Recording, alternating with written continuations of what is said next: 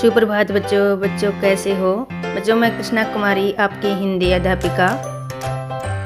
बच्चों, कृष्णा कुमारी चैनल में आपका स्वागत है। बच्चों, आज हम कक्षा 5वीं विषय हिंदी रिमझिम पुस्तक से पाठ 13 और 14 व्याकरण, इन दोनों को मिलाकर मैंने आपके लिए कार्य पत्रक तैयार किया है। मीन्स दोहराई टेस्ट, जो आपको याद करने में आसान रहेगा। बिल्कुल ही आसान तरीके से मैंने आपको समझाया गया है, ताकि आपको अच्छी तरह से बहुत ही जल्दी समझ आ जाए। बच्चों, आप इस चैनल पर नए हैं, लाइक एंड सब्सक्राइब करना, बेल आइकन दबाना, ताकि सबसे पहले आने वाली वीडियो के नोटिफिकेशन आप तक पहुंच सके। बच्चों, एक बार फिर से याद दिला देती हूँ, वीडियो को शुरू से अंत तक जरूर देखना, ताकि कोई भी प्रश्न आपका मिस न हो। तो सबसे पहले प्रश्न है बच्चों,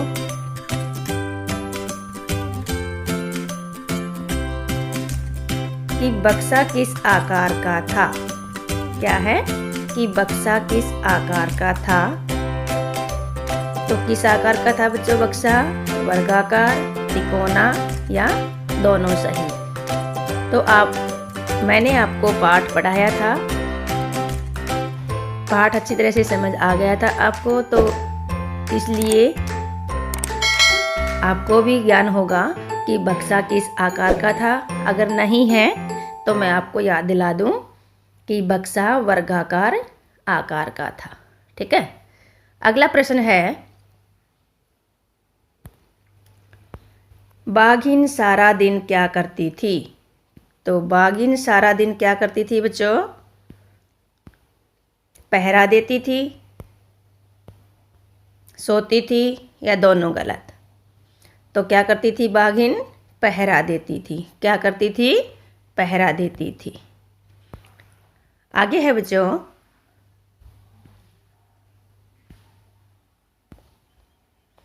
वक्त शब्द का क्या अर्थ है? यहाँ शब्दार्थ है वक्त। वक्त क्या है? वक्त शब्द का क्या अर्थ है? अनुशासन, समय, या दोनों गलत? तो वक्त क्या होता है बच्चों? समय। तो यहाँ ख का जो उत्तर है ये बिल्कुल सही है। आगे है बच्चों, बाघ आया उस रात कविता के लेखक कौन है? बाघ आया उस रात कविता के लेखक कौन है? ये जो हमारी कविता है बाघ आया उस रात, तो इसके लेखक कौन है? नागार्जुन, R.K. नारायण, दोनों सही। तो इसके लेखक कौन है? नागार्जुन। आगे है बच्चों,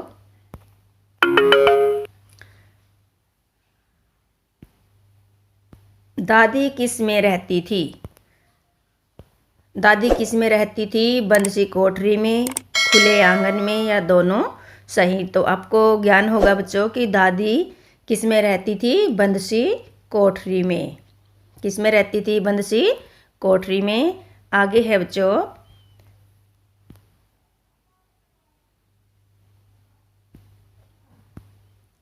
दादी ने किसकी कहानी सुनाने को कहा? दादी ने किसकी कहानी सुनाने को कहा था?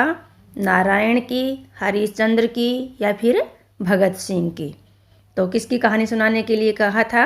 हरिश्चंद्र की। किसकी कहानी सुनाने के लिए कहा था दादी ने? हरिश्चंद्र की। आगे है, स्वामीनाथन नींद में क्या लेने लगे? जो स्वामीनाथन सोते थे तो वो नींद में क्या लेते थे बच्चों? खर्राटे। खर्राटे लेने लगे, खेलने लगे, या फिर दोनों गलत? तो क्या लेने लगे थे? खर्राटे लेने लगे। मुझे आशा है कि बच्चों आपको ये समझ आ रहा होगा।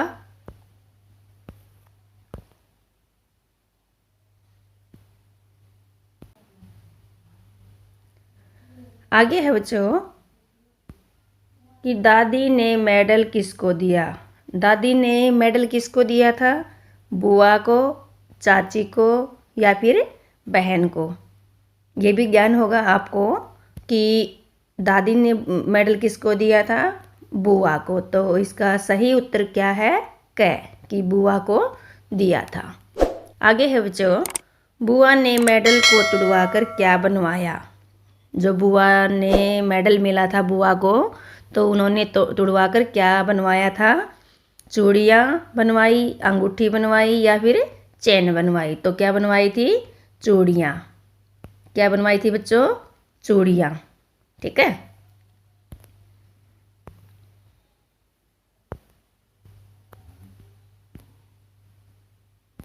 आगे है, स्वामीनाथन के दादाजी किस पद पर थे। जो स्वामीनाथन के दादाजी थे वो किस पद पर थे? अध्यापक, डॉक्टर या सब मजिस्ट्रेट। तो क्या थे स्वामीनाथन के दादाजी? किस पद पर थे? सब मजिस्ट्रेट की पद पर थे। अगला प्रश्न है, दादी बक्से में क्या क्या रखती थी। दादी थी वो अपने बक्से में क्या क्या सामान रखती थी खाने के लिए? तो लौंग, इलायची या फिर दोनों सही। तो दोनों ही चीज़ रखती थी दादी, है ना। बहुत सारा सामान रखती थी दादी, तो इसमें क्या आ जाएगा? दोनों ही सही। यानी कि इलायची भी रखती थी और लौंग भी रखती थी। अगला प्रश्न है बच्चों, मिलते जुलते अर्थ देने वाले शब्दों को क्या कहते हैं। जो मिलते जुलते शब्द हैं उनको क्या कहते हैं? अर्थ देने वाले, जिनका मिलता जुलता अर्थ हो, तो उसे पर्यायवाची, विलोम शब्द या दोनों सही। तो क्या आ जाएगा इसका उत्तर? पर्यायवाची। ठीक है। अगला प्रश्न है,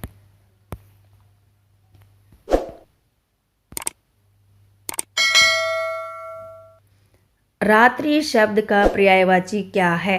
रात्रि। यहाँ क्या है बच्चों? रात्रि है। जो रात्रि पर्यायवाची है उसका, रात्रि शब्द का पर्यायवाची क्या है? निशा, रजनी या दोनों सही। तो दोनों ही सही इसका उत्तर गया जाएगा।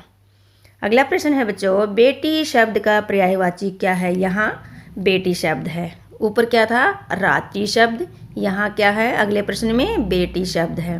तो बेटी शब्द का पर्यायवाची क्या है बच्चों? लड़की, पुत्री या फिर दोनों सही। तो क्या आ जाएगा बच्चों? दोनों ही सही आ जाएगा। इसमें दोनों सही। ठीक है।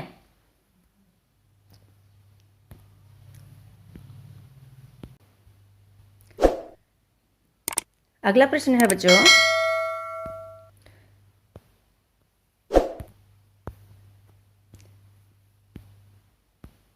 अनेक शब्दों के लिए एक शब्द।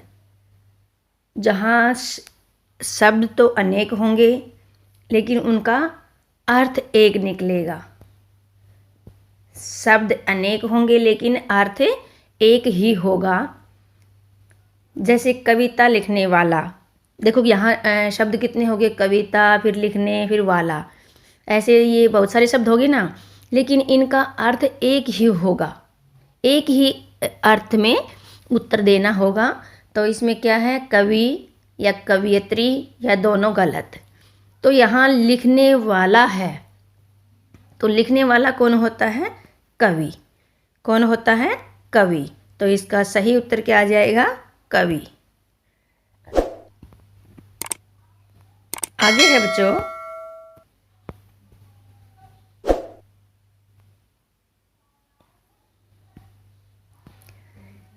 अनेक शब्दों के लिए एक शब्द। अगला प्रश्न है, जो पढ़ा लिखा न हो। ये भी अनेक शब्दों के लिए एक शब्द है, जो पढ़ा लिखा न हो। जो पढ़ा लिखा नहीं होता कौन होता है? अनपढ़, ज्ञानी या फिर दोनों सही। तो ज्ञानी तो हो नहीं सकता, क्योंकि ज्ञानी तो जो ज़्यादा ही ज्ञान होता है वो पढ़े लिखे में ही ज़्यादा ज्ञान होता है, तो यहाँ क्या उत्तर आ जाएगा? अनपढ़। तो इसका उत्तर क्या आ जाएगा बच्चों? अनपढ़।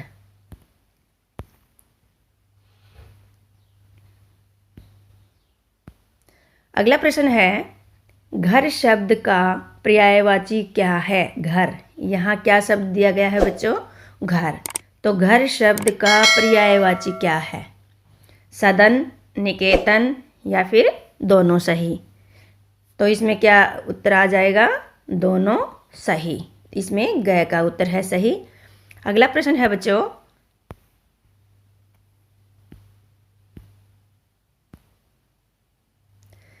बाघ सारा दिन करता था, यानी कि यहाँ हमने बीच में ब्लैंक छोड़ दिया है, रिक्त स्थान भरना है। जैसे यहाँ कि बाघ सारा दिन करता था, क्या करता था?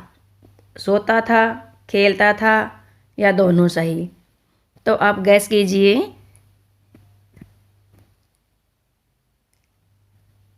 आपको बता, आपने पाठ पढ़ा था, उसमें आपने देखा था, सुना था, पढ़ा था कि बाघ सारा दिन क्या करता था? बच्चों के साथ खेलता भी था और सोता भी था। तो यहाँ उत्तर आ जाएगा ग वाला, यानी कि दोनों सही। ठीक है।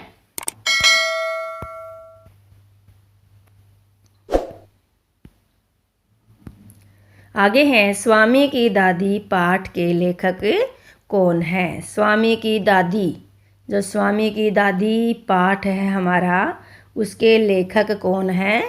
उसके लेखक नागार्जुन, आर के नारायण या फिर दोनों सही? तो दो तो हो नहीं सकते, तो इसलिए इसका उत्तर क्या है? ख वाला, आर के नारायण। ठीक है। और सबसे लास्ट और अंतिम प्रश्न है बच्चों, अनेक शब्दों के लिए एक शब्द। अनेक शब्दों के लिए एक शब्द, वहाँ ऊपर भी 2 प्रश्न आए थे, इसमें एक प्रश्न और बना दिया है मैंने आपको, ताकि ज़्यादा आपको नॉलेज हो, आपको पता चले, आपको याद रहे। हमारा जो टेस्ट होएगा, हमारे जो एग्ज़ाम होएंगे, उसमें आपको कोई दिक्कत न आए, इसलिए मैंने आपको अनेक शब्दों के लिए 3-4 क्वेश्चन यहाँ कार्यपत्रक में दे दिए गए हैं। तो ईश्वर को मानने वाला, ईश्वर को मानने वाला क्या होता है? आस्तिक, नास्तिक या फिर ज्ञानी? तो इसका सही उत्तर आ जाएगा बेटा आस्तिक, जो इसको ईश्वर को मानता हो, जो भगवान को मानता है। ठीक है। तो ये था बच्चों अपना कार्यपत्रक। मुझे आशा है कि आप सभी को अच्छी तरह से समझ आ गया होगा। तो समझ आ गया होगा तो बच्चों आपको क्या करना है? लाइक एंड सब्सक्राइब करना है, बेल आइकन दबाना है, ताकि सबसे पहले आने वाली वीडियो की जो नोटिफिकेशन है वो आप तक पहुंच सके। ओके बेटा, हैव ए नाइस डे।